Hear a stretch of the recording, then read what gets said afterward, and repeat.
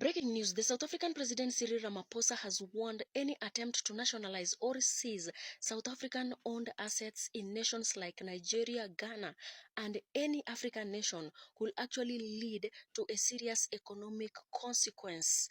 I'm talking about due to the recent immigration challenge. According to the presidential spokesperson, Vincent Maguire insists that these South African companies contribute significantly. I'm going to say this, South African president is so funny. So let me understand this. You made the announcement about some African countries that will be visa-free to South Africa. So since Nigeria and Ghana weren't included in your grand visa announcement, we were told nobody was needed, nobody will be missed, everyone should just move on, fine. But the very second people start talking about reducing South African business interests in Nigeria and Ghana, the energy changes overnight. South Africa president is telling them that their economy will regret it. Wait, I thought you said... Hello everyone, how are you guys doing? Nigerians, I was underestimating President Tinubu.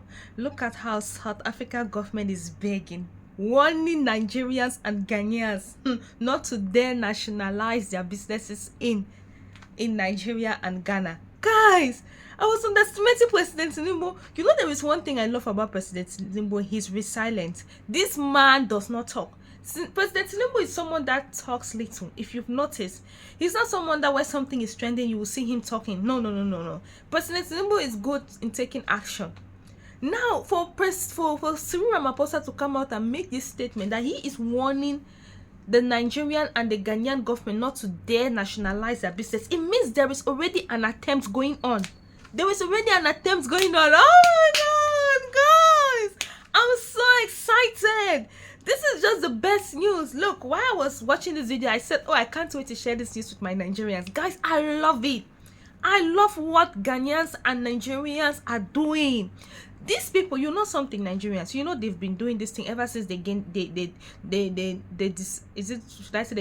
the apartheid government. Ever since they took power from the apartheid government, they have been doing this for how long? Since Nigerians have never retaliated. For years now, Nigerians have never retaliated. So they are shocked to see that, oh no, how come they are retaliating? I just want to thank the Ghanaian government, because actually the Ghanaian government actually is the one that was leading this sanction, because when the Ghana government says, oh, we are going to take our people, they started refusing to renew their contract with South African government. Nigerians took over. Guys, this is what we want. By the time Ghana and Nigerians are done with South Africa will put their knees on the floor. See, the same South Africans who goes about taking over Nigerian businesses, then when Nigerians wants to take over their business, why is their president having issues with it? I want to know why the South African governments are having issues with their business being nationalized. At least it is the government that is taking over. Theirs, it is their people. They will just go loot your things, make sure everything is empty. Why can't he talk to his people? He has that guts to warn Nigeria. I asked myself, that was he actually warning his children? Imagine warning a country that they should not dare nationalize their business. Let me go and say that thing to those Zulu guys on the street.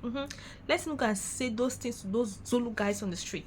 Anyway, guys, are you new on this channel? Have you subscribed or no? If you haven't, don't forget to subscribe. See, this is for this. If I was in Nigeria, just for this act, I can vote for Tinubu. I'm telling you, because this is how much I am happy right now. I am so excited with this news. President Tinubu, please do something more. We want more. We want that kind of action where South Africans will be saying, we are sorry Africans, every day. They'll be on the TV station, we are sorry Africans, we are sorry Africans, we are sorry Africans, every day. That's what I want. Anyway, guys, are you new on this channel? Please subscribe or no. If you haven't, please don't leave this channel without subscribing. Please take a look and watch this video. The South African president trying to advise president of Ghana and president of Nigeria on how to run economy was sounding like a broken record. I'm sorry, I have to tell you the truth. Telling them that it's going to be devastating to the economy if they nationalize the assets, South African companies' assets. They have the right to do whatever they want to do. You cannot run their economy. You told them that South Africa, according to your minister, that South Africa has the right to local economy through tax revenue, investment, and even through jobs. And this particular action can actually undermine investors' confidence in this particular nation. South African government continues to actually accuse Ghana, Nigeria, and other African nations on exaggerating the false information about the immigration challenge in South Africa, talking about the xenophobic violence. They've continuously denied the allegation and even raised this particular matter through a diplomatic channel. However, many African nations have maintained concern on the attack of the citizens and even called for strong action from the South African government. Keep watching, we'll keep you updated. They don't need them. So which story are we supposed to believe now? For a couple of weeks, the message has always been go back on, go back on, go back on. But today, it's don't touch our businesses. So which one is it? Let's just take the words of South Africans saying Nigeria and Ghana are so irrelevant. So why does the conversation immediately becomes what happened if South African companies loses access to their markets? It's amazing how quickly they don't matter turns into please don't buy from us for tech. Funny how some people only discover the value of a customer the exact moment that customer starts walking away.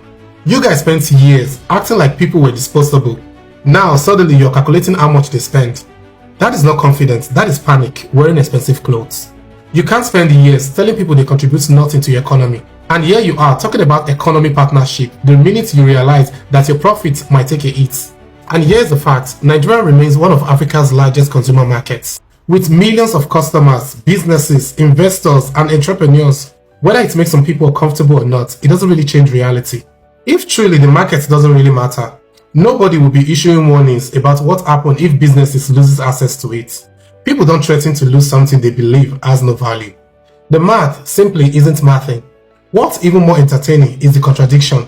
1 minute, we don't need Nigeria and Ghana. The next minute, if Nigeria and Ghana remove our businesses, they will regret it. If you don't need Nigeria and Ghana, why are you worried about their decisions? You did your protest, you were not being questioned for it, so why are you worried about their decisions? Why does every conversation circle back to protecting assets to Nigeria and Ghana consumers? You can't call a market useless while fighting to keep your place inside it. Pick a script or stick to it, motherfuckers. Because acting unbothered while giving lengthy speeches about consequences, it's like you're saying, oh, I'm over my ex, but yet you're still refreshing their Instagram page every 5 seconds. You don't spend years telling people we don't need you.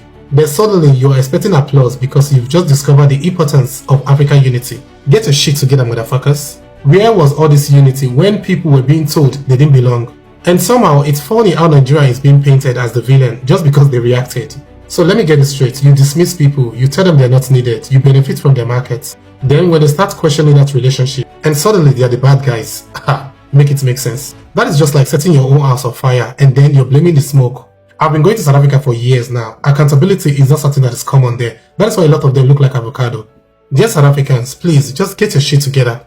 Have a nice day, motherfuckers. To run the economy the way they want to run it. Just like every other country. Ghana has the right to run the economy the way they want to, they deem it fit. Nigeria has the same thing as they deem it fit. No, you can't tell them that they've been winning. Their strategy has been winning. Let me tell you, in Ghana, in less than 2 years, they've been able to bring their inflation from 23% to 3.3%. My brother, listen to me. That's unprecedented. They have also been able to robustly build their GDP from 80 billion to 118 billion. Check me with my informations. Nigeria has become #1 stock exchange market in the world with regards to gains. Nigerian stock exchange overtaking South Korea. I'm not talking about voodoo economy. Fact check my informations. You know what I'm saying? The Nigerian foreign exchange, foreign reserve, go and check. It has grown by unprecedented measure. Ghana has been winning for the past 2 years with regards to their economic endeavors. Their economic strategy is working for them. Is it now that you are telling them that if they nationalize their assets, that it's going to go against them? You don't advise grown men who are running their economy. And they have not failed so far. So let everybody run their economy. Don't be worried. Focus on building your own economy. Let Ghana and Nigeria do their own. You just release the list. Nigeria is not in the list to come to your country on free visa. And Ghana, Nigeria is not on that list. And they are not bothered. South Africa, we are not lazy down here in Western Africa. We create what we call the informal sector. It's one of the boomest. It booms. It yields so much for the economy of our countries. I'm telling you, the informal sector. The law is the law. Run your race. Let others run their race. I'll see you in my next video. The South African government is warning Nigerian government and Ghanaian government that their plan or their intentions to nationalize South African companies such as DSTV, MTN in their country will not be good. What is wrong with you? Are you trying to teach us how to run our economy?